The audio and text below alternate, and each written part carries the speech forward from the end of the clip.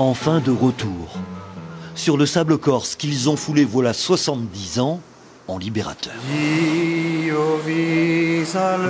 Des engagés volontaires marocains venus d'en face, de l'autre rivage de la Méditerranée, goumiers ou tirailleurs, ils ne sont plus qu'une poignée de survivants. C'était en octobre 1943. 6000 hommes, envoyés par la France libre, faisaient leur jonction en Corse avec la résistance pour jeter à la mer l'occupant. Fier, tellement fier de voir tout ça. L'armée allemande, retranchée dans le nord de l'île, les 14 000 SS de la Reichsführer nazie qui occupaient l'île de Beauté, sont pris au piège. Pour partager cet incroyable pèlerinage, nous sommes allés chercher chez eux les derniers goumiers du Maroc. Venus de leurs montagnes, du Moyen Atlas, ces 7 paysans berbères, âgés de 89 à 105 ans, étaient réunis à Casablanca avec des jeunes. Nous, on a 13 ans. Enfin, on a presque 14 ans. Moi, j'ai 14. 14. Ouais. Donc, ça fait une grosse différence. Hein.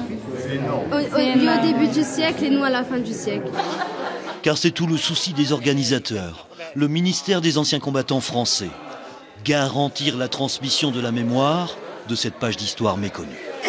À l'ouvrage, les élèves marocains ou français du lycée Lyoté, un lycée français où l'on enseigne l'arabe. Le monsieur a beaucoup d'expérience, il me racontait des anecdotes.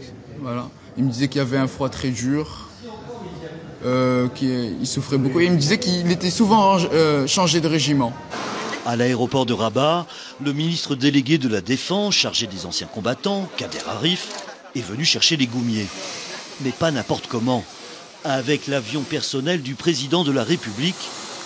Tout un symbole. C'est une belle fierté, une belle marque de reconnaissance. Et moi qui suis un méditerranéen, je sais ce que peut être la force du symbole.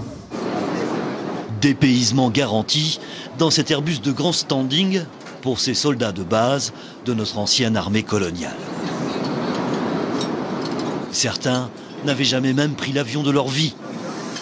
Comme cet homme qui n'en revient pas à l'atterrissage en Corse d'être, dit-il, descendu des étoiles.